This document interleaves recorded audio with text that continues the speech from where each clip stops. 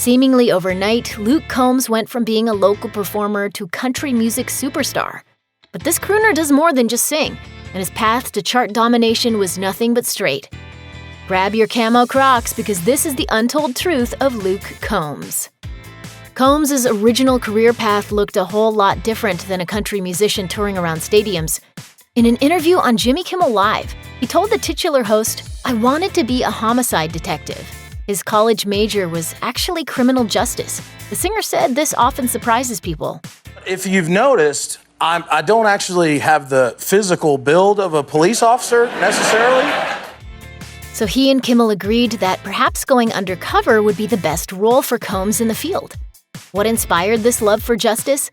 TV shows like CSI definitely helped. As Combs said, "It was solving the puzzle that was the intriguing part to me, which is what I love so much about writing songs. It's a puzzle that has no pieces. So you make the pieces and then you have to put them together." Add puzzle solving to his list of talents. Maybe he can be a singing detective on the next CSI? One of the most memorable shows for any musician is their first.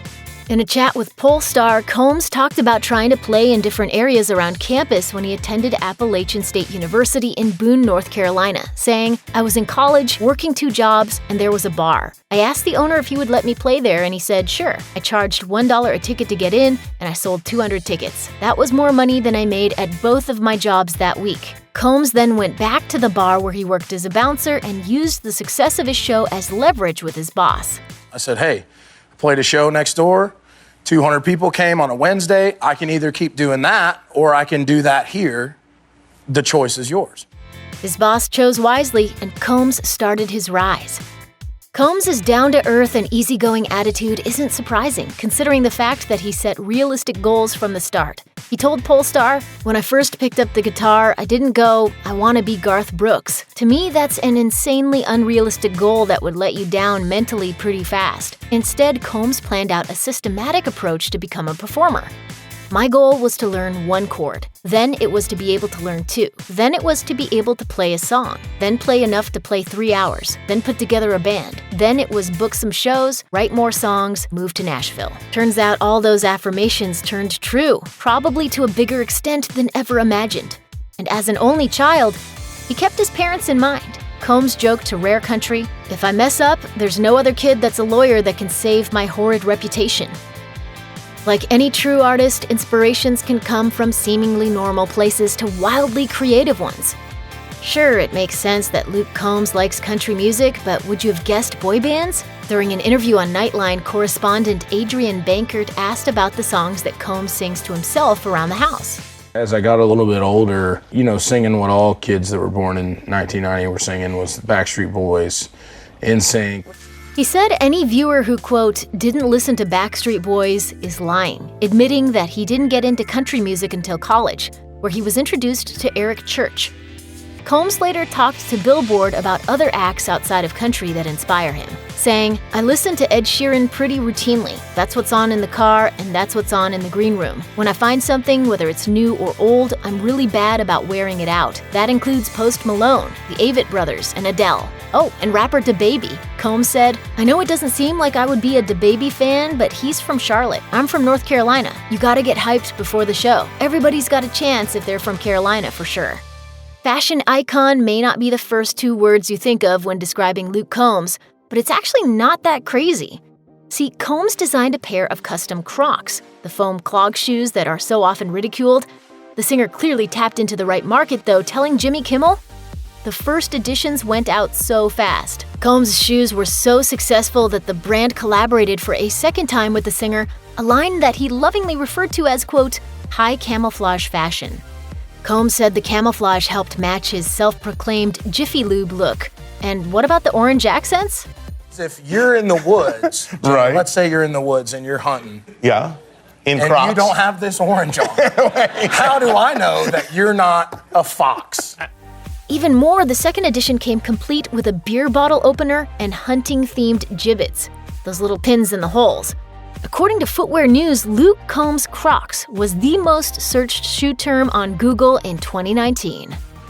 As of 2020, the original line of Combs' Crocs were selling for over $200 on StockX, a site mainly for sneakerheads looking for rare kicks.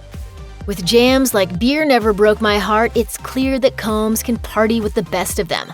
But the country music star is just as popular for his heartfelt songs. Speaking with Billboard, Combs revealed which song of his holds the most meaning, saying, "Beautiful Crazy definitely is that song, because I wrote that about my fiancé." She's constantly inspiring me to write songs, and which is great. It's great to have something and somebody like that makes you feel that way.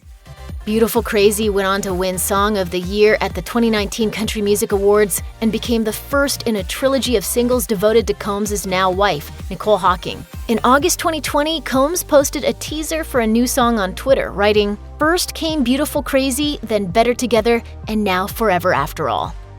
Appalachian State University in Boone, North Carolina produced not one, but two country music stars. The first was Eric Church. At the time Combs began to make music at the school, the Grand Ole Opry declared Church's presence could still be felt on campus as his career began to take off in distant Nashville. Combs would follow in the exact same footsteps as Church, moving to Nashville to play music.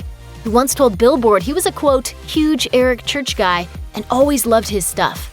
In 2018, Combs opened 5 shows on Church's tour, although the two didn't exactly cross paths.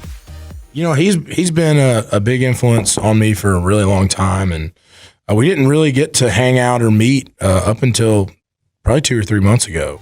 That was when Combs said he took a risk and passed along the demo for Does to Me over to Church's manager, hoping it would be a genuine connection for a collaboration. Unsurprisingly, Church liked the song, and according to Combs, it brought the two singers closer together. On October 1st, 2017, the last day of the Route 91 Harvest Festival in Las Vegas, Nevada, tragedy struck when a gunman fired into the crowd, killing 58 people and injuring 869 more. It's one of the darkest days in recent American history.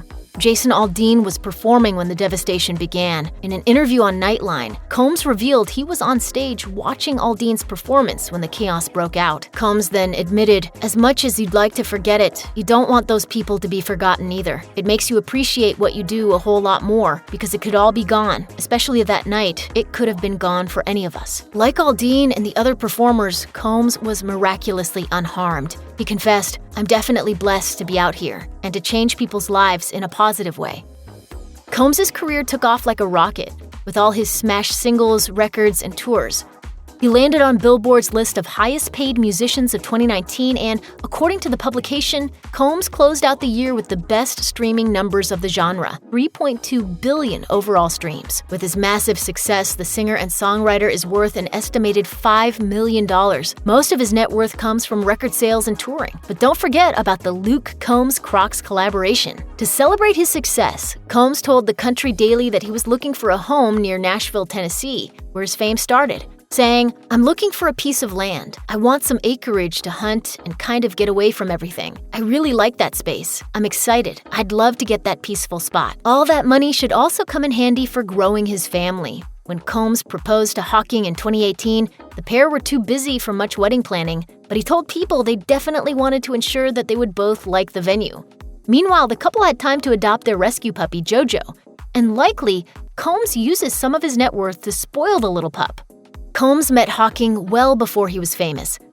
The musician told People that the two started dating when he had, quote, "no publishing deal, no record deal, no booking deal, plus an inexperienced manager," saying, "I didn't have anything when we met." But his music career eventually took off, and Hawking stayed by his side the entire time. Ready to take the relationship to the ultimate height, Combs proposed to Hawking in 2018, though not exactly in a romantic location. He referenced the engagement alongside a sweet snapshot of the couple in picturesque Hawaii that November on Instagram. She said yes a while ago, but this is a way better place to take pictures than the kitchen. In an interview with ET Canada, Combs explained his part in the wedding planning. I'm like the booze guy, for sure.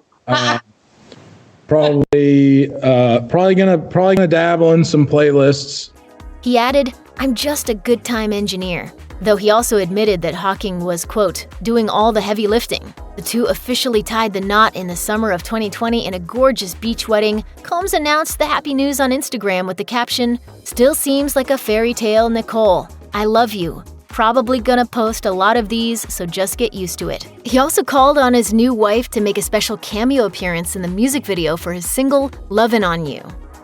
Despite being stuck inside for much of 2020 due to a global health crisis, Combs appeared to have made the best out of the scenario. His second album, What You See Is What You Get, continued to dominate the airways and charts. Due to the success, Combs announced on Instagram that a deluxe version, titled What You See Ain't Always What You Get, was scheduled for release that October. The expanded record would come with 5 new songs from the country star. Sharing a list of the remaining stops on the rescheduled What You See Is What You Get tour in July, Combs revealed on Instagram that he never would have believed his last headlining show of the initial tour would have been in Europe, saying, "Playing shows for y'all is what I love to do, but I want y'all to be completely safe. I can't wait to see y'all in person next year." Once again, 2020 saw the Country Music Awards recognize Combs for his tremendous talent. The award show nominated the singer-songwriter in major categories like Entertainer of the Year, Album of the Year, and Song of the Year. In an Instagram post that September, Combs thanked his team, family, and fans for all their help and support, writing, "None of this is possible without any of you. We did this. Thank you."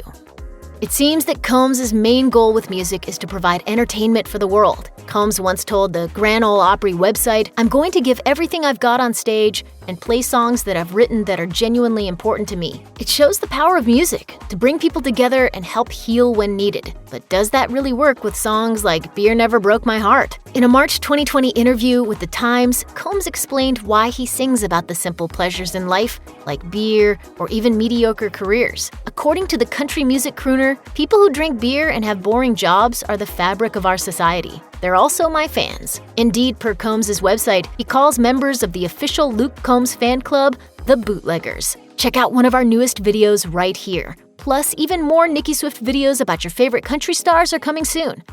Subscribe to our YouTube channel and hit the bell so you don't miss a single one.